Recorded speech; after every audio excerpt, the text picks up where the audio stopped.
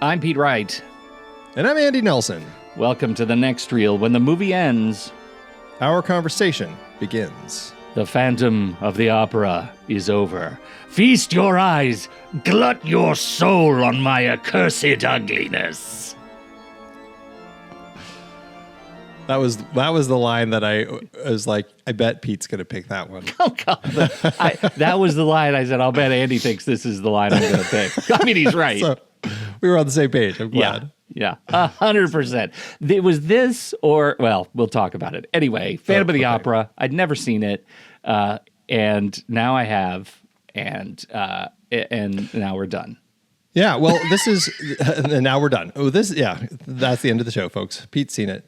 No, this is part of our Cinema Centennial 1925's Pioneering Visions series, where over the course of this season thus far, we've largely been moving backward through time every 25 years, looking at films. And here we are in our last series of this particular run, looking at films from 100 years ago. And we're kind of right in the middle with The Phantom of the Opera, Rupert Julian's film that is an adaptation of Gaston Leroux's book from 1910, so a 15-year-old book that Universal adapted. And but Pete, I want to start with you,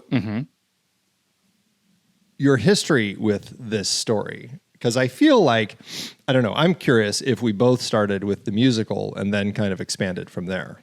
I started with the musical and didn't expand at all. Oh, like this is the first expansion. I've never read the book. Interesting. I don't think I ever gave any thought to the fact that, like, I knew that it was an adaptation, the musical, but I don't think I ever gave any thought to wanting to go see more of it. Okay, interesting. The musical is where I started as well, but then there was a TV movie of it in like 1990. That I think Charles Dance was in, that I was kind of like obsessed with. I thought it was such a great story. I've never seen it since. I actually have no idea if it holds up in the slightest, but I really enjoyed that version. And then I read the book and I was like, okay, I'm totally into this story. I loved the story. Really? Yeah. I really got into it.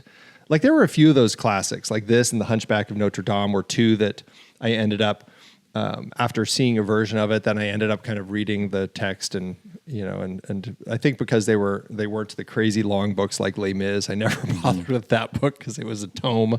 Yeah. But so I read it, and I saw another. Well, I saw the 1940. Is it 1943? I can't remember the other version. Yeah, with Claude Rains, and really hated that version. It's just not a good. I don't know. I just didn't like it. It changed so much of the story. It was really kind of stupid.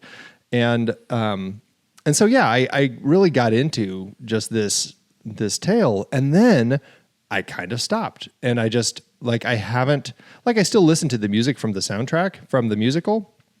But otherwise, I don't think, and I had seen this too, I think in one of my film classes.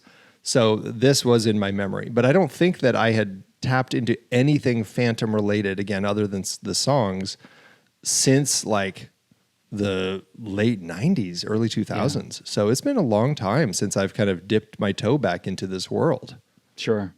Well, I will say, you said some things in our text chat last night that were a real surprise to me, because for me, as a musical theater kid, I didn't pay much attention to story of this one. It was we just sang the songs and used the songs as audition pieces, and so really workshopped just the Lloyd Webber music. And I don't know, before seeing this movie, had you quizzed me, hey Pete, what is the Phantom of the Opera really about? I don't know that I would have been able to tell you. I would have been able to tell you about the dope chandelier in the Broadway performance, because it's dope. But everything else, I don't know that I would have been able to tell you at all. Nor would you have been able to tell me his name was Erik.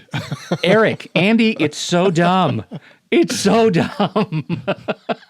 I love that was the sticking point for you last night. His name is Erik? His name is what a Erik. dumb name for a phantom. They have all these great names. The Ghoul, the Cast. Oh, also Erik. Get your pitchforks and your torches. We must chase Erik. I said he's probably friends with Tim the Enchanter. Yeah. Right? You know, it's like, and then I was thinking about other Universal things, and I'm like, oh, there's also Larry the Wolfman. Like where else can we go with this? So yeah, it is funny. I guess it makes more sense when you have read the book and there's more about this guy named Erik and his history and everything. Yeah, you said it with such confidence. You were like, "That's his name everywhere, Pete." I'm like, Andy, you're not laughing right now? Oh my god! Oh, I laughed, but then I was like, but it's there. Like that's the thing. Do you know what else? It's like Larry the Wolfman. It's there. It's seeing it on the title cards, right? When it's written out, or when you see a letter where it's the close up of the letter and it says, "You're going to sing this part, and afterwards you're going to be forever, forever mine. Yours, Erik." It just seems so dumb. Yes. Well, okay. Aside from the name issue, I understand that there is something funny with that. But, well, and it's interesting because I can't remember, honestly, I can't really remember the book. And I can't, like you, like my memory of the musical is now so focused on just the songs that I can't remember what the actual story was between all the songs. Yeah. And I finally was like, I've never actually watched the 2004 Joel Schumacher adaptation of the musical that he did with Weber. And so I'm like, I should finally watch that. And so I watched it, and it's fine. It definitely has its issues. Roller skates and neon? Tell me there's roller skates and neon. Yeah, it was really weird, but it helped him get down to the cellars really fast, man, I tell you. No, but like there's a whole sequence in that where and I can't remember her name, but Miranda Richardson's character, she's like the dance instructor who secretly knows more about Erik than anyone else. And so she kind of tapped into all of that and knows that he's coaching Christine, all of this stuff. She reveals that she's known about him since he was a child, and she saw him when she was a child at like a gypsy, or I should say Romani festival or something, and he was like the devil boy, and he was chained up and with he had a mask that he made out of a sack, and the guy would take it off, and like it was a carnival freak show sort of thing. Mm-hmm. And he got really upset after the show and strangled his master, I guess we'll call him. And as a young girl, she's like, "Here, I'm going to free you." And she takes him and runs and hides him in the opera house. And then she kind of like, it really isn't explained. As a child, she's raising him. Like I had no idea what was going on with that. But anyway, somehow she knew this whole thing. And I was like, was that in the book? Because I didn't remember that at all. Maybe it was, maybe it's in the musical too, but I also didn't remember it. It's certainly not in this version. And no. And but it's interesting because like this version certainly, speaking to like Lon Chaney's makeup, which is fantastic. I love just kind of the freaky way he did his face up. Gaston Leroux and people who've read the novel say that's the closest to what the book describes his look as. And he's been that way since birth. And that's one thing that the 43 version screws up, because somebody throws acid in his face and now he's all disfigured and he's angry and running around, and it's kind of dumb. And that's something that some of the other adaptations have done, is come up with a reason that something happened to his face that made him get all angry. And we don't have that here. Did they do that in the Lloyd Webber? No, and that's what I was saying. Like they never explain it unless that story about her saving him as a child is actually just dialogue. But I didn't remember it. I didn't remember it at all, and I can't remember it well. I can't remember the book well enough to say if that's where it came from. But that's kind of like that's what we get here. And so I guess I want to start this, or I want to continue like talking about the nature of Universal monster movies, because this is really the first of Universal's monster movies, and he's a monster. And that's kind of what we get. And that's, like you were saying, you kind of forget what the story is. Like you couldn't remember like how things go. And when revisiting the Andrew Lloyd Webber, it really struck me that so many of these stories afterwards have changed him into like this tragic figure, and he's so sad and he just needs a person to be with, and all of this stuff that's very dramatic. But he's kind of a monster. He's killing people. I don't know what he's doing with Christine. Is he hypnotizing her? Because like she seems to always like, her eyes go soft and she kind of wanders down the dark passageways with him kind of willingly or half like stumbling along, or it's strange. And I guess, I don't know, in the scope of the story, how does it work for you as a monster movie? Well, I wanted it to be more of a monster movie, right? And this, we should say, this predates the talkie era monster cycle for Universal, but we need to talk about it in partnership with Dracula and Frankenstein and the Mummy, et cetera. Because I think the case has been made by smarter people than me that Universal would not have pursued those films so aggressively were it not for any of the success of Hunchback and Phantom of the Opera. Right. And so this guy is one of the proto monsters, right? He's not quite so he's just human, right? He's not quite so horrific as Dracula and Frankenstein created a created man. He's not right. He's not ancient like the Mummy.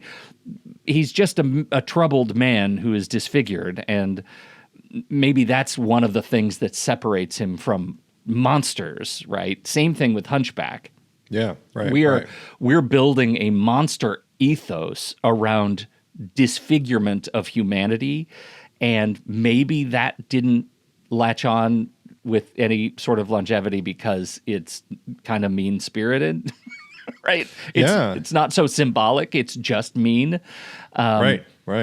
But still, what I feel like I wanted out of this movie was more of the later monsters when they kind of figured out how to do it. And this was, I have to admit, I had some of the same feelings that I had with our movie last week with The Big Parade, that there are long stretches that are delivered almost too comedically with the guys who buy the theater and they take control of it. And oh, by the way, Snicker, you might see the monster, you might see the ghost. Right? And they're like, zoinks, what? And then they see him once in box 5, and then they run out again, and they shake their heads, cookie, cookie, cookie, cookie, let's go back in, and he's gone. And it's like all of that stuff. You inserted the funniest Scooby-Doo sound effects in your head into this. I love that. You went down like the animated Looney Tunes route. I did. Wait till we get to the Augas later. Excellent. And so much of it is like I wanted the movie to take itself more seriously than it was for much of it, and that is a weird problem to have, because I think what it says is either I did not connect with what the movie was selling me, or the movie didn't figure out what it was trying to be until, much later, right? And I feel like I'm accustomed to, we've watched enough of these silent films from the era that I feel like I'm accustomed to the tropes of the silent era, right? And both of these movies back to back, I found interesting that it took longer runway than I would have wanted for them to just get started, to get to the scary parts, to get to the parts that were threatening, to get to the monster. And there was a scene, which I don't have time code for it, but I was laughing very, very hard, where they were projecting his shadow on the wall, but the wall was tilted away in perspective. And so his body was huge, but he had little tiny hands and he looked like a Tyrannosaurus Rex. It's the learning years of cinema, Pete. It is definitely the learning years. Yeah. So eventually they'll have directors who say, can we tilt that wall back a little bit more? Make it look like it doesn't have T-Rex hands? Can we just make it less T-Rex hands? I don't know. I know this movie has all the DNA of Universal Monsters, right? It's definitely, you can feel where it's going. And it was successful enough to create something, to create something great for the era. And I think its reputation is made larger by what came after it. Well, yeah, and I think at this point it's worth discussing a little bit of the insanity of Yes. this getting this released, because I don't know if I've ever heard a story of a film production that has been as much a mess as this one has, right? Yeah. So we watched, well, did you end up watching the link that I sent you, or which version did you end up watching? The Wikipedia one? It was not Wikipedia, but I think it was. I went down the TCM rabbit hole, but I did get color, the color treatments and the red mask, and right. Okay. It was a complete assembly of what we think is the movie. Right. Yeah. So 1925. First of all, Rupert Julian, who directed this, apparently was largely disliked by the cast and crew of this. It sounds like he was not like Lon Chaney had a difficult time. The other actors had a difficult time. And it just wasn't something that, I don't know, he didn't seem to click with the studio heads. Like Carl Laemmle didn't seem overly happy with him. Like nobody really seemed happy with him, and he didn't seem happy with the project. They finished the movie, and they have a preview screening of it in January 2025 in LA and then one other place. It goes poorly. The ending of the story at that time was, and I want to say closer to the book, but honestly, I can't really remember the book. At the end of the story, he recognizes that Christine needs to be with Raoul and actual humans, or I shouldn't say humans, but like the people who aren't creeping around in the attics and cellars of an opera house, and lets her go with Raoul. And the two of them flee, and he dies of a broken heart over his organ. And that's kind of the end of the story. Audiences cracked up. They thought it was terrible. They didn't like it at all. And so Carl Laemmle said, we need to rework this. We need to figure out a better way to end this film. And so they bring on a different director who, what was his name? Edward Sedgwick, who would direct Buster Keaton in The Cameraman a couple years later. He ended up reshooting the bulk of the film. And there were new scenes. He was very much kind of a comedy director, but he was kind of just like a studio stock director. And so, they just like, this is the studio era. So they just switched people around. They threw him in. He had them do a bunch of rewrites, and he wanted to take the dramatic thriller aspects out and make it more of a romantic comedy. And so they shot a whole bunch of new scenes, and they added some new characters, some new comic relief characters. It totally changed the story. That previewed in April of 2025. Again, audiences hated it. The only thing I think that he did that really worked is he changed the ending to what we saw, where it's like the Phantom flees in a carriage with Christine. The carriage crashes, and he runs because he's being pursued by the masses with torches, and he ends up by the Seine, and they tackle him and throw him into the water and beat him and everything. And that's kind of the end of the Phantom. People were happy with that, but they hated this comedy version of it and booted off the screen, and it was terrible. And so Universal then brought in a few of their editors they said, here's all the footage. Figure out how to make this movie work. So they took the footage from the Rupert Julian version. They took the footage from this Sedgwick guy. The other interesting thing is when they were filming all of this, they would often film with two cameras side by side so that they could have, I couldn't really figure out the reasons. It sounded like one was for like an international cut, but I'm like, I don't know why they wouldn't just use the same footage. So yeah. I don't know.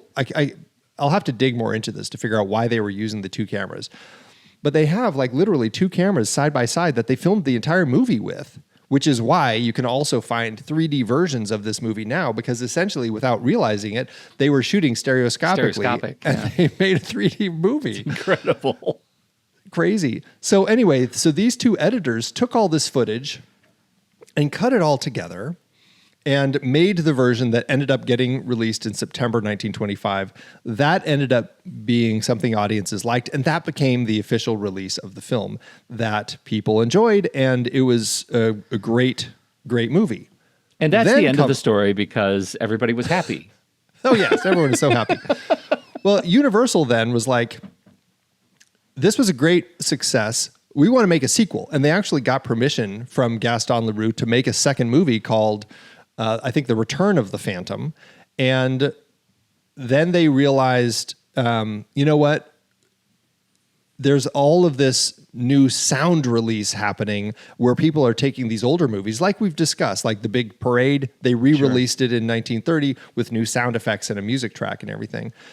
They said, let's just reshoot some of this. So again, they brought the actors back and shot new scenes again, but now they added dialogue of conversations between these people. They didn't bring Lon Chaney back because he was at MGM, and I don't know, there's some confusion, or it's hard to say, because Universal contractually couldn't do anything with Lon Chaney, so they kept all of the stuff with the Phantom silent, but then they added another character as the messenger of the Phantom, and he pops in sometimes, and he'll talk with the Phantom's shadow popping up behind him. He'll talk to Christine, and it's just really crazy the way that they did this. And Lon Chaney ended up being pissed that they didn't ask him and was very upset and wouldn't work with Universal again.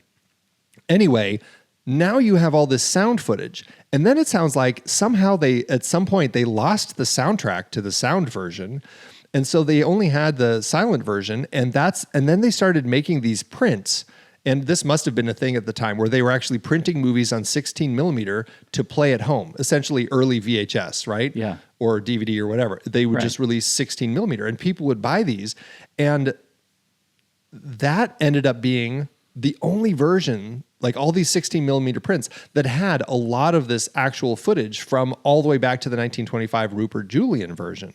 And so through history now, because it's been such a cobbled mess, because people don't really know, like, what was the original version? It's all kind of guesswork. And so, and then Universal was dumb, and they didn't apply for copyright protection. In 27 years, 1953, they lost the copyright to this. So all the footage is like public domain now. And so people have been collecting, like there's preservationists who are pulling all of this footage from these 16 millimeter prints from this. There was an Eastman print of the sound version in the 50s that is a really pristine looking print. And so a lot of the nice footage that we see comes from that, but they also printed it in both 20 and 24 frames per second. So it's a little confusing. And so you have all this crazy footage, and all these people have been trying to assemble versions of it. And so if you look online on YouTube, there are just a lot of versions of this of all sorts of different lengths. And I ended up playing side by side the one on Wikipedia and then another one I found on YouTube that was similar, that also had color and music, and I wanted to have the music. And I decided I'll just play them side by side. You're watching like the same scene, but it's from the two different camera angles. So like on one screen, I was watching the performance from the one camera, and then on the other screen, I was watching the performance from the A camera and the B camera. And I'm like, what is going on? Were they the same length? Did you notice a bunch of cuts? It was, no, they were about the same length. Yeah. There's one sequence that was completely shifted to a different part of the movie where he hangs the prop man. Yep. But otherwise, it was largely the same. But there are some moments where there's a whole bit of movement getting from A to B where they shortcut it in the other version, but then it had something else. So they ended up, it was really weird. So it's a mess. Like there's just tons of footage. It's like people are just having fun making their own versions of the movie now. So that's kind of where we are. And that's why it's very hard to figure out what do you really watch. I think in the Blu-ray, if you watch that, most people have latched onto the Eastman print because it was a really nice print. It's leaving a lot of stuff out, and so they've kind of filled some holes with some 16 millimeter footage, but it has the color, and all of this, and so it looks largely better. But yeah, so anyway, it's a mess. Okay. I feel like I got lucky. I don't know if I watched the Eastman print, whatever TCM has, and but it did have the color, and it had, and because of the color, some of the standout sequences that I loved, like the ball, the Red Death, those sequences were extraordinary, beautiful, and fun, incredibly fun to watch. And make the movie, those kinds of sequences. Like you can really feel, oh, this is the future of movie making that they're doing right here. And they probably don't know it, but this is where we're going. Well, and I think that's largely true, is you can see some amazing stuff in this. But I think also, perhaps, and again, I can't say for sure, but you were talking earlier about some of the funnier stuff that you're like, like that stuff's goofy.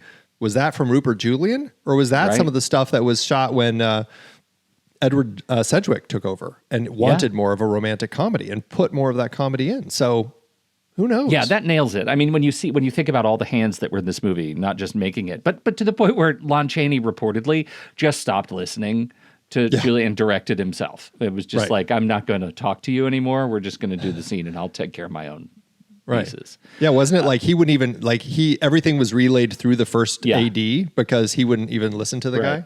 Yeah. Crazy. Yeah. So there is a lot of spectacle, but you get it feels like my response of this being a movie that doesn't know what it is a rational response to a movie that legitimately the people who were making it didn't know what it was. Yeah. Yeah, I think this is very much a testament to how a film ends up when you don't have that center voice who is standing up for, speaking for the film, making it everything, all of their choices on their own, with everybody else, but still it's like that central figure. And you don't have that. I mean, I guess you could say Carl Laemmle largely was, because he was the one picking the people, but again, he was just mostly focused on how can we just fix this to make money with it, which he did. So I guess he got what he wanted, but it sure turned into just a big mess. Yeah, it's a big mess. And all of the things that normally you would say, I guess from an academic perspective, right, when you're talking about pacing and tone and consistency and things, I mean, these are things that in the silent era are to be taken along with watching these films, right? This one is yanked between prestige melodrama and gothic horror and comedy in some very hard left turns. And that's a thing that makes this movie challenging. These genre boundaries that we're kind of accustomed to, having them feel a little bit fuzzy, are off the map. It's crazy. It's patchwork. It does make me want to look at what at how the silent version of The Hunchback of Notre Dame plays with Lon Chaney. To see if that plays. I mean, honestly, I still liked this. I had a great time with it. I do have a lot of issues and some struggles that we'll certainly talk more about, but it's, I'm curious, how that one plays over this. Did it have a better singular voice crafting the story and making it into something that stands up a little bit? Because I always feel like the Hunchback I mostly hear about is the 39 version, the one that got a lot more accolades and everything. And so I don't know, I guess I'm curious to check his version out and see how it plays. I am too, especially because they're effectively the same stories with the exception of height, right? Disfigured humans, one goes down under the Paris Opera House, one goes up in Notre Dame. To the bell tower. To the bell tower. Right. But there are still pitchforks and torches. Right, in both cases. And, your point is actually very interesting. The fact that in both cases, it's a human and it's, we're in the world of Todd Browning's Freaks, and the portrayal of these people as monsters as opposed to actual monsters like Frankenstein, Dracula, Wolfman. Right. And so that's an interesting element that, it does make these stories, strike a little bit in a way where it's I can see why you may need to find other ways to kind of modify the story through today's eyes. Right. Because it's there's no metaphor to lay on top of of the difference between these groups, the things that are terrifying and the things that terrify, or the things that we are terrified of, right? This is a human being, and these stories are stories of humans that are bad to each other. Yeah. And once you have Dracula and Frankenstein, and you can lay metaphor on top of it and be able to have whatever symbolic relationship you want with the movie. It can mean whatever you want it to mean, and it can mean things in different eras. These are just movies about humans scared of each other and be doing bad things. And that's just different, right? Yeah. But it also, it seems to me to be foundational to why these characters didn't take off as part of Universal's, where we started this question, as part of Universal's monster canon. Well, although this does always fit in their monster canon, but it's just the 40s version. And that's what I think is, I think that largely it's just because of the copyright idiocy that they showed back then by not locking this one down. I have a feeling we'd probably see this in the canon, just because it's a great, specifically because of Lon Chaney's makeup. Like, I think specifically in the lineup of when you see the different faces in like a collage, having that I think stands out so much more than Claude Rains just in his mask. You know, I think this shows the real what they were trying to achieve with that. Yeah. Well, and it was the musical that ended up really landing on the romance, because you look at the character design of Michael Crawford and you have a Phantom that is deeply elegant, right? That mask is sex on a face. Yeah, right. That's what it is. Yep. Yeah, so let's talk a little bit about the story, because I feel like you, where I don't think about, I haven't thought much about the story through the musical and everything until watching this and then the musical adaptation of this weekend, and really going, this is a strange story. And I struggled so much more with the Andrew Lloyd Webber version when I was like, this is like a stalker, a kidnapper. He's doing something. He's either hypnotizing her or drugging her or something to kind of lure her along to make her think he's like her father's ghost and all of this crazy stuff. Like, she's kind of coming along, quote, willingly. It's not like he's like putting a bag over her head and taking her. Like, he's kind of, there's some sort of magical realism element that is going along with how he's getting her out and down into his cellar, right? Well, okay, and he kills people. And he kills people, right? But hear me out, because I think this is something that I've gone back and forth on. This is also a story about fame and about desire for success. And between these two women, they have a deep desire to be the lead performer in this show. And some of... We're talking about Christine and Carlotta. Yes, thank you. The double C's. I think there is a duality in their role as they work toward being the principal voice in Faust. And I think Christine, there's also this piece where she's just gaslit, right? She is lying to herself about the value of having a secret patron.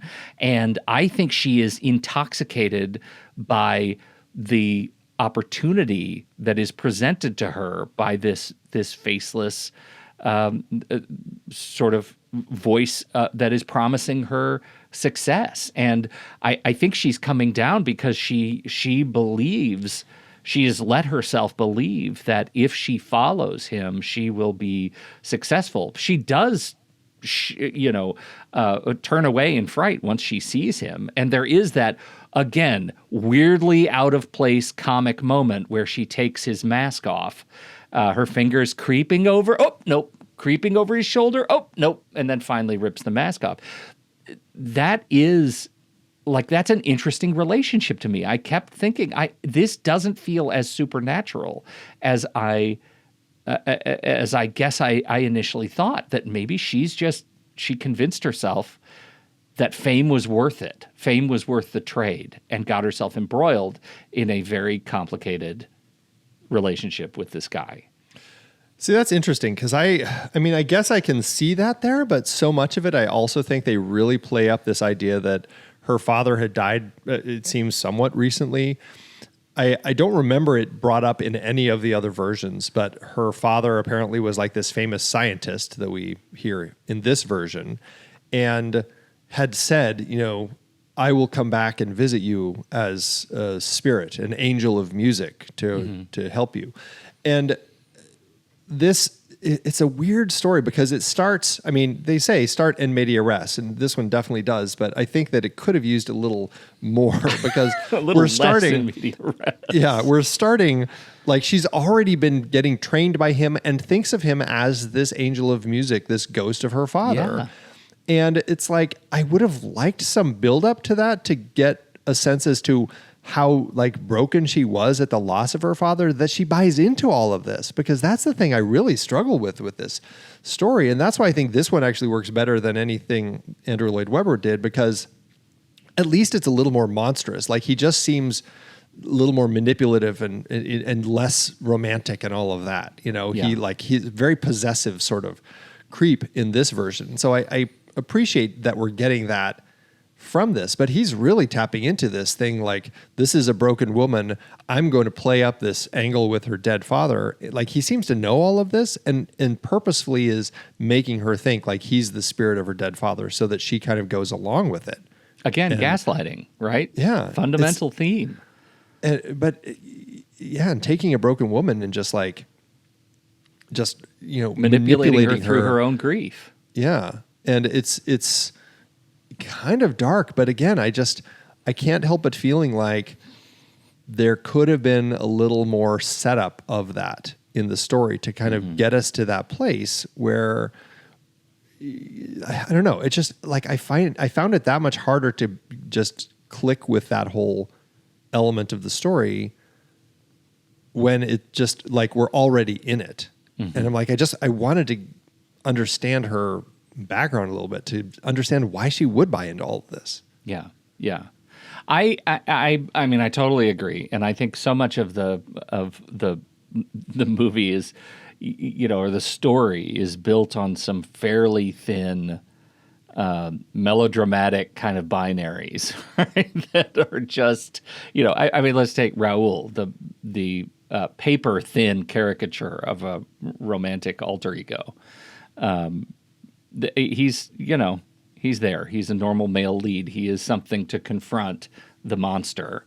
But really, like so many of these relationships, we just have to take on faith that they are relationships of motivational trauma. And that's what we get with Carlotta and with Christine and with the Phantom. Yeah. And we do get the sense that she and Raoul had known each other from their youth. So there is that backstory, but it also, like you're saying, maybe they're relying a little too much on that backstory to just fill in the romance that we have between the two of them, Right. So it's a bit of a struggle.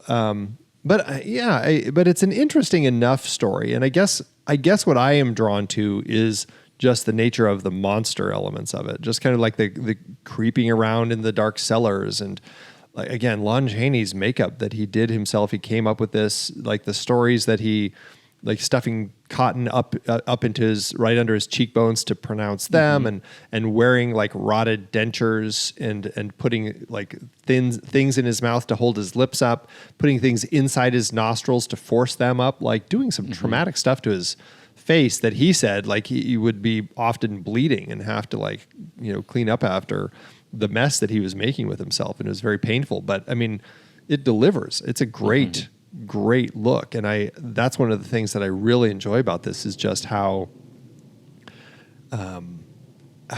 he took this to such a frightening place. And I can imagine for audiences 100 years ago, I know you were kind of laughing about, and through today's eyes, watching Christine creep her hands up. I'm going to pull your face up. No, I'm not. I'm going to pull your face up or your mask off. It's kind of silly, but I can imagine people knowing the book. Again, we're talking about a popular book of the time, and knowing like there's this horrible creature behind this mask, and those moments, I can imagine an audience like on the edge of their seats, full of tense, just anticipation as they're watching her getting closer and closer until finally that reveal. I mean, reportedly people fainted at the sight of him when she pulls his mask up and stuff. And yeah, by today's eyes, it is very funny, but you can imagine like for the first time seeing essentially like a creature like this in a movie, you can see why people would react that way. Yes. No, I absolutely agree. I mean, his performance is the standout, or his presentation is the standout presentation in the film for sure. I think the second place goes to the incredible set design and the sewers and the Paris Opera House underground, the torture chambers beneath the Opera House. There's some crazy alternate dimensional stuff going on down there. It's a dark place. Yeah. With, where he had been chained up. Like it's like a dark story that we have with him. Like as we find out, like he had an escapee from Devil's Island, but before that he'd been like chained up in the basement here forever. And it's like, well, you can see why this is a person who's just been, again, I think this version paints a much better picture of a human who suffered from whatever it was that made him look the way he does.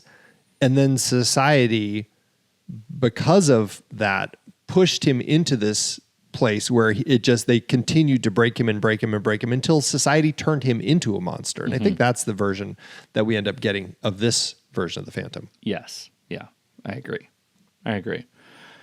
Okay. So do you want to talk about the romantic part? Is that worth talking about? Well, we should talk about it a little bit. I mean, specifically, are we talking about the full-on love triangle that we have here? Because the Phantom, again, is obsessed with Christine. It wants her to be only with him, but she's also drawn to Raoul. This is Mary Philbin and Norman Carey, the two actors. And she and Raoul we know that there are two romantic leads that we know are supposed to be together. And Raoul has to save her from the Phantom. And that's basically our love triangle that we have here. You know, it plays. I mean, it's fine. When he saves her and takes her up to the top of the opera house and they're on the roof having that conversation, and then the Phantom is revealed as having also being up there. This is after the costume ball masquerade, and he's up there listening, and the painted red cloak that he's in. I mean, it's beautiful, and I think it plays. I mean, it plays. It's the nature of the story, and I guess that's what we get here. You got to buy into what's going on with this story and Christine and Raoul. Yeah. I buy into it because it's prescriptive, because you kind of expect that this relationship is happening. There has to be a foil against which the illicit relationship between Christine and the Phantom bounces off of. And so I don't mind it. I don't mind that he ends up being sort of part of the mob at the end. We get a good weird chase, and at the end, and it leads to the abrupt ending of Massacre of the Phantom. I don't object to it. I think it's exactly as thin and as thick as it needs to be in the story. I just don't have a lot to say about Raoul.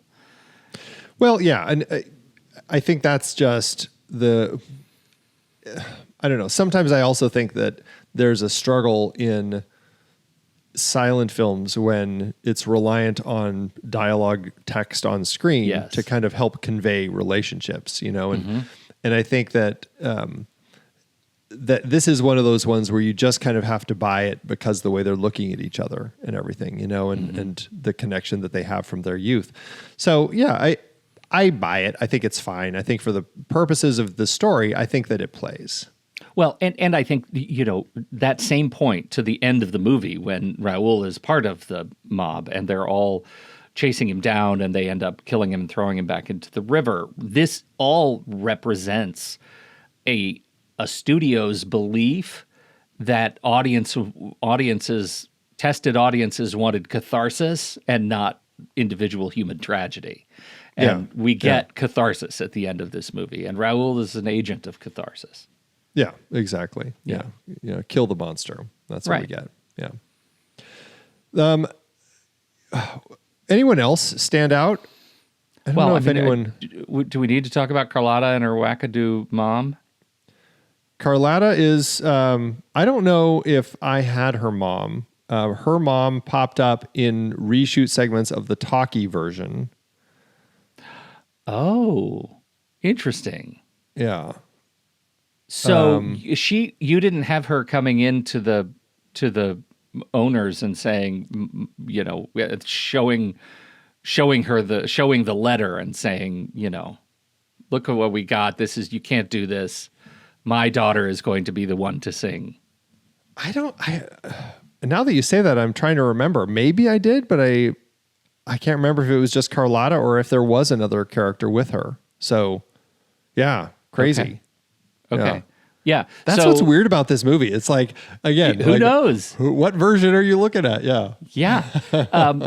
So, I think that, right. So we don't need to belabor too much about that relationship other than this was a relationship where she was the one who was supposed to sing. She was the one who needed to sing, but the Phantom was driving toward Christine and not Carlotta and sending all these letters saying, you're not going to sing. It's Christine's going to sing. Christine, you're going to sing, and you're going to be mine forever.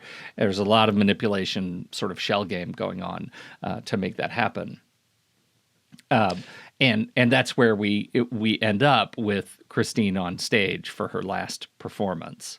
Carlotta is, again, she's sort of the other Raoul. We have the love triangle, and we also have the professional triangle, the performance professional triangle. rivalry. Yeah, yeah, the rivalry, and it's about as substantive. Yeah. Yeah. Well, but again, I think it's the nature of the story, and this is one of those things where they're trying to adapt a famous book. The director perhaps was not the right choice, and perhaps they could have found other people to bring on board to tell this in a stronger fashion that could have made it work, and it could have been a singular voice kind of crafting it. And I guess that's what we're left with. And I don't know. Would you say that Lon Chaney of the voices of the film might be the most singular because he's working the best to try to define what we're getting of this creature, absolutely, of this person? Yeah, that's absolutely the case. I mean, you get a little bit of is it the policeman, the detective, right, LaRue. Ledoux. Yeah. You get a little bit of a sort of stoicism that comes from him as they do the investigation under the cavern, and there are some interesting pieces there where they do fall into one of the torture chambers, and the Phantom turns on the heat, right? Right, it's the oven room.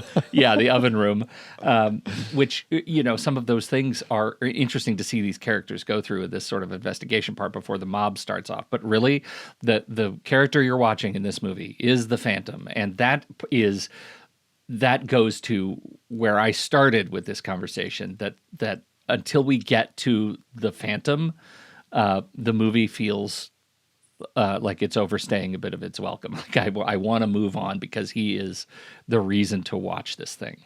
Yeah, yeah. So it's funny that you bring up Ledoux because that's another interesting change to the story. They shot in the book. There is a Persian, like a mysterious Persian character who's an acquaintance of the Phantom. And I think they kind of pulled some of that and brought it into like Miranda Richardson's character in the later versions, the Andrew Lloyd Webber versions. He was shot by the filmmakers as the Persian, as this mysterious person who hangs around the opera house, but who also knows him. They changed all of that when they wrote their intertitles. And they changed his entire character just through the intertitles and turned him into a police inspector. So all of that changed just by the way that they wrote the cards. Okay, Andy, that is absurd. Wait a minute. Hold on. I know. There is a scene in The Masquerade where the characters are trying to flee from the Phantom. Yeah, and this is after he's come down the stairs and yes. Yeah. Right. They come to a fork in the stairway, and there is the mysterious guy with a lot of eyeliner who points one way, not the other way, right? Yeah. Is that the guy you're talking about? That's him. That's Ledoux. Yeah. He's the police inspector. It's like, why is the police inspector telling them where to go? Right. That is absurd. That is absolutely absurd. And I so didn't want to believe that, because we get him again later, and I had convinced myself it was a different guy. Yeah, right. He's the one who comes into the police department and tells them, this is Erik, the escapee from Devil's Island. Yes. Yeah. Okay. Yeah. That is ridiculous. It's crazy. Funny. I know. It's just, what a weird production history this film had. There's also... With all the stuff they go through, how are we even watching this movie today? Like, how did this movie survive at all? I know. Sheer luck that we have. It's like Nosferatu. It's just, happenstance that people have found all these different versions. Like there was... They shot a color ballet sequence also, and like the two-tone Technicolor process that we saw in Ben-Hur when we talked about that in our member bonus episode. It's not in any of the versions, but it has since been found in Netherlands Film Institute, EYE Film Institute of Netherlands. They actually found the ballet sequence, which is also color. So, and it hasn't been, I don't think it's been put into anything unless somebody's put it into one of their versions. But yeah, it's crazy. The whole thing is just crazy. It is crazy. So yeah. And honestly, I think that we should be thankful that, like you said, like that the film makes any sense at all when we're watching it. That's exactly it. How does this movie make any sense at all? It does, but we're just lucky that it happens.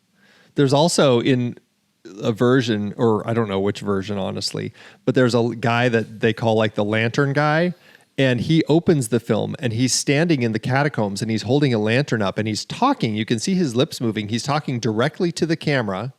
And then the Phantom's shadow comes behind him and he goes and hides. And then the Phantom walks away and he comes back out and continues talking. And people still don't know, like, was this guy designed to be, was he part of the talkie version of it? Or some people think that he was in the original silent version of it and was somebody that would be talking, and they would have a script for somebody in the theater to read while this guy was talking to kind of set up the story. So it's like... fascinating. It is crazy. It's just so crazy. So, yeah. Wow. Wild journey this film is taking. Yeah. It is a crazy journey. And you mentioned the production design, which is spectacular. This opera house, they actually built it on stage 28 in Universal, and it was huge. It was one of their biggest sets. It supported hundreds of extras. They actually made it like with steel girders and concrete and everything, and it lasted until 2014 is when they finally dismantled this set. They had used it for all sorts of other movies from 1925 through TV shows and everything. And then they did try to preserve as much of the Paris Opera set as possible and put it in storage, but they did demolish the stage in 2014. But it's amazing that it lasted as long as it did. Yet another marker of the weird legacy of this movie. Yeah. And did you notice the boat bed? The boat bed, yes, of course. We talked about in Sunset Boulevard, yeah. Yeah. Legendary boat bed. I know. I mean, we're seeing the boat bed so much, I wonder if we're going to be the seeds of a resurgence of boat furniture. I wanted a boat bed, not a little bit. Boat couch in my office. Yeah, right? You bet. Right? Wouldn't that be great? Let's boat it up. Yeah, it's crazy. I actually think it's a really interesting movie. I had a good time watching it. There's a lot of problems, and I think I appreciate this version so much more than the Andrew Lloyd Webber now, as much as I still love the music, because I just feel like at least, and again, I don't like the idea that, as you said, they're taking just a person who's suffered with kind of deformities and turning him, this human, into a monster. But it makes more sense, honestly, for the story to have a stalker, obsessive, kidnapping, hypnotizing, creepy guy who drugs this lady and kills people. It makes more sense to make it a monster movie than a romantic tragedy. So I like this version, I think, the best of the versions that I've seen. Well, you're way up on me, and I have to say, I don't know if this movie has inspired me to watch any other versions. I may be finished. I have the musical, which I did see in the theater, and I have this, and now maybe I'm really finished. I don't know. We'll see. Yeah. If I don't, well, we'll talk about remakes and other adaptations here in a bit, but I mean, I don't feel the need to go watch any of them, except maybe the Hammer horror version. I don't know. We'll see. But I will say, I am curious to revisit the novel and just see if I find it as problematic, through today's eyes as I did the films. But I'm curious. I'm curious to see. So who knows? Maybe I will. All right. Yeah. All right. I'll let you know if I do. Okay. I think that's it. So we'll be right back. But first, our credits.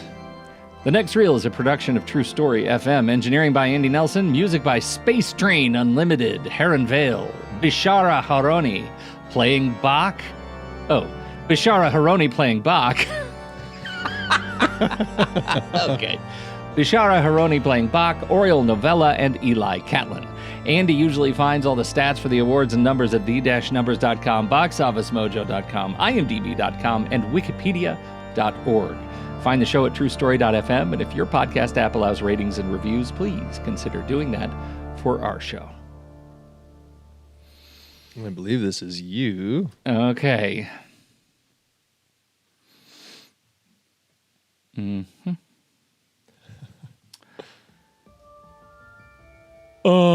The Universal Monsters Club. How merry they are, gathered in their candlelit salon, raising goblets and toasting their immortality. Dracula lounging in the velvet chair, Frankenstein's monster grunting appreciatively at all the inside jokes. Even the creature from the Black Lagoon has a seat, dripping all over everything, but they adore him. And me? Erik? The Phantom of the Opera? I am not invited. No seat at the table, no portrait on the wall, and yet they laugh while I stand outside on the cobblestones, rain soaking into my cloak, pressing my pale face against the window glass. They do not wave, they do not nod, they do not even acknowledge the dramatic power of my mask. Fine, let them have their little soirees. For I have found a truer refuge, a sanctuary where I am welcomed, catalogued, logged, reviewed, hearted even, and starred. Letterboxd. On Letterboxd, anyone may proclaim the genius of my film, even you, especially you. Simply go to Letterboxd and use the code NEXTREEL at checkout for 20% off a pro or patron membership. Yes, it even works for renewals. The Invisible Man insists on reminding me of that, even though no one ever asks him anything. Support The Next Reel, catalog your cinematic passions, and perhaps, one day, if enough of you log The Phantom of the Opera with glowing admiration, those other monsters will look out their window and whisper, "Should we invite him?" No, it's too late. I have returned to my subterranean kingdom, with Letterboxd as my companion. Next Reel at checkout, 20% off. Use it before the chandelier falls. I do love so much that you went to that version. The jealous little Erik doesn't get to be in the club. And me, Erik? Oh, so funny. Good stuff. Good stuff. Right. All right. Andy, is there a spin-off podcast we need to do? Maybe just a bonus episode that's just you reading adaptations of this thing? Good night, nurse. Yeah, it would probably be an entire podcast where there's so many adaptations, inspirations. It's a very, this story has really pulled a lot. I'm not going through everything that's been inspired. For example, the 1930 Oswald the Lucky Rabbit cartoon, Spooks. I'm not going to do all of them. Ooh. But I will say, Just some of the films and stuff. In 1916, there was a German adaptation, actually. It is now lost. There's this version. China, actually, their first feature film talkie adaptation was Song at Midnight from 1937, adapted from the book. The Claude Rains version from 43 that we've talked about, Hammer Horror's version in 62, Phantom of the Paradise, Brian De Palma crazy one in 74. Robert Englund was in a kind of a creepier, gorier one in 89.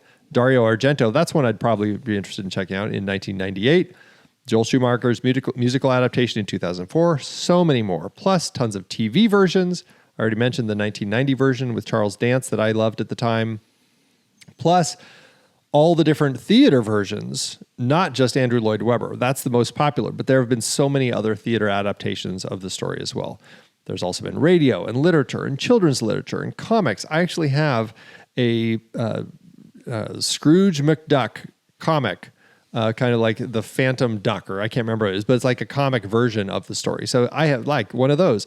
Music, games, and the list goes on. It is crazy how influential this story has been. I don't get it.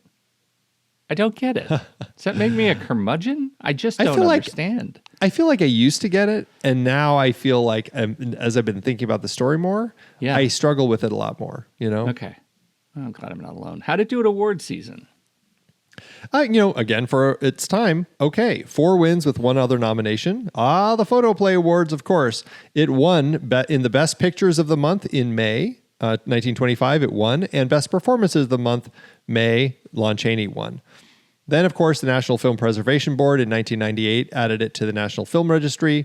And then in 2012, the Academy of Sci-Fi, Fantasy, and Horror Awards, those Saturn Awards, which we love so much, it was nominated for the Best DVD/Blu-ray Special Edition release, but lost to the Giorgio Moroder Presents Metropolis release. Last but not least, 2019, the Online Film and Television Association added it to their Hall of Fame. So there you go. All right. How did it do at the box office? Go, Andy, go. Well, for Julian's adaptation, he had a budget of apparently exactly $632,357. I don't know. That's crazy, but that's the data author Michael F. Blake listed in his book, The Films of Lon Chaney, at any rate. So I'm just going to go with it. That would be just under $11.5 million in today's dollars, which seems insane just for building this set alone. A set that lasted almost 100 years. Yeah, right. I know. The movie, as we've said, had a bunch of different early premieres, but the official premiere was New York City, September 6, 1925, before a wider release November 15th.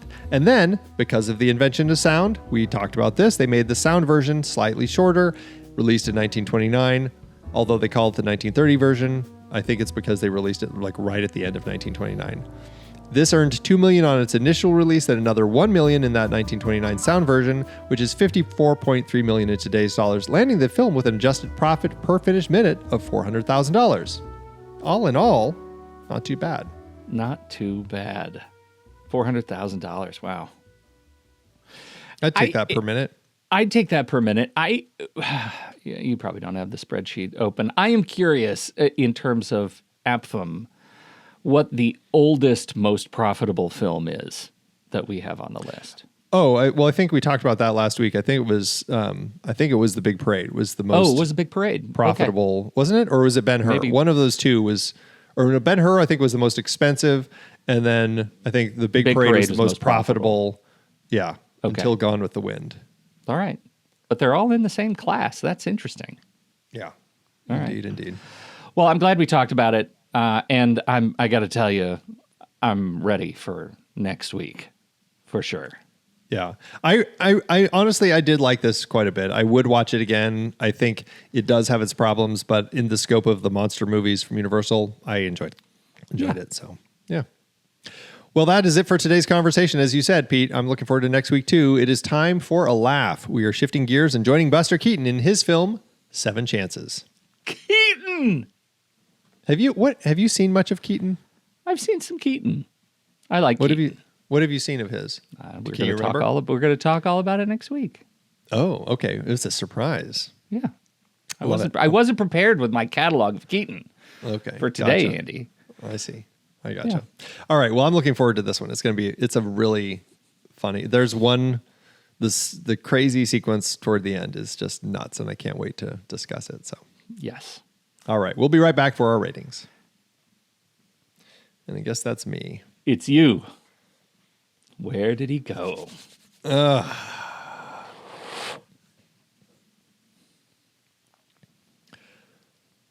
Welcome, my dear audience, to a world of unparalleled cinematic delights. I am your guide, your maestro, your phantom of the silver screen. For too long you have been content with the mundane, the mediocre, the films that play but once and are soon forgotten. But I can show you a world beyond your wildest dreams. A world where cinema is king and where the power of the film reigns supreme. And the key to this world? A membership to the Next Reel Film Podcast. With this, you will have access to a realm of cinematic wonders, early access to episodes, ad-free listening, exclusive bonus content. These are but a taste of the delights that await you. And it's not just the Next Reel, my dear. Oh no. CinemaScope, the Film Board, Movies We Like, Sitting in the Dark, they are all a part of my domain. All part of the grand opera of film that I have composed just for you. But to truly appreciate the grandeur of what I offer, you must immerse yourself completely. You must let the music of the movies fill your soul. Let the passion of the filmmakers become your own. Only then will you understand the true power of what I offer. So take my hand, my dear audience. Join me in this fantastical world. Head to truestory.fm/join and sign up. $5 a month or $55 a year, a trivial price for a lifetime of cinematic rapture. In this realm, you are not just an audience member. You are a part of the grand opera of film. Your thoughts, your emotions, your very soul will become entwined with the magic of the movies, and I, your humble phantom, will be your guide through it all. The Next Reel, truestory.fm/join. Let the opera begin. You are my angel of music. Awesome. Yep. Letterboxd, Andy. Letterboxd.com/thenextreel. That's where you can find all of our ratings and reviews. What are you going to do for this movie? You know, I have a lot of problems with the story. As I've said, it's just the kind of this creeper dude.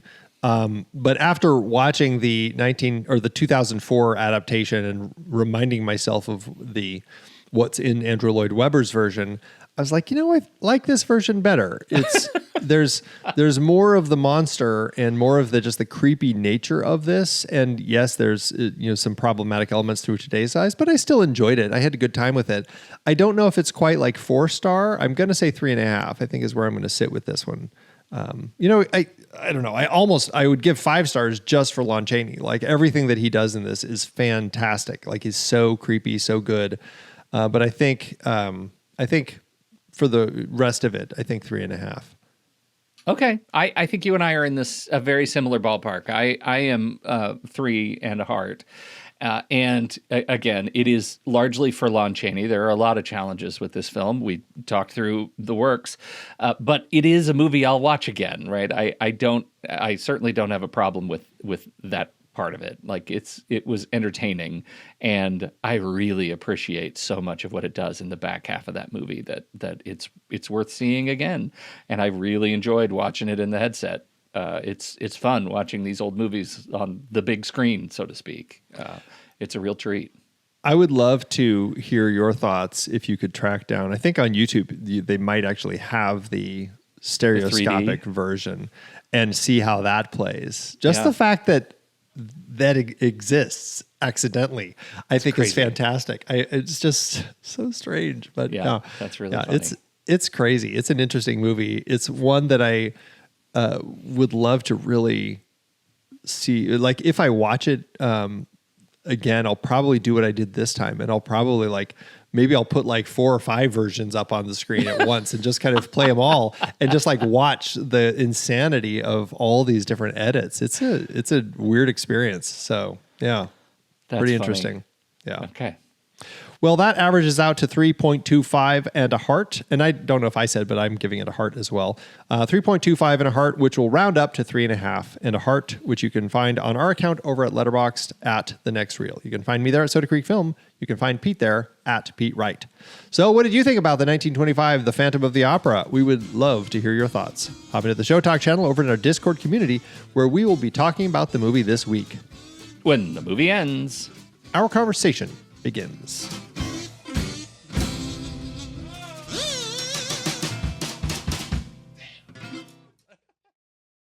Letterboxd giveth, Andrew. As Letterboxd always doeth. All right. How'd you sort your picks this week? I landed just I sorted by activity and ended up at a 3.5. Very short and sweet by Andrea, who just says this: average theater kid experience. I saw that one and related. Yeah, I know. Yeah. Having been in theater, yeah, you could. Yeah, there's always a ghost. Every theater always has a ghost. You know, always has a ghost. I wonder if I wonder if that whole thing came from this story. Wouldn't that be interesting? Oh, that would be really funny. Yeah, you can convince theater kids of anything. That's pretty true. Yep. I had a no star, no heart from Graham, and it just says, "Is it just me, or does Lon Chaney's Phantom look like a 100-year-old minion?" Banana. Again, not wrong. Not wrong. Oh, it's so funny. Thanks, Letterboxd.